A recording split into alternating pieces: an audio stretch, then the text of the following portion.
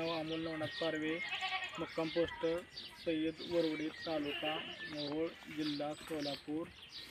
आत्तापर्यंत मी या power tiller क्षेत्रामध्ये जवळजवळ 8 ते 9 वर्ष झालं काम करतो आहे.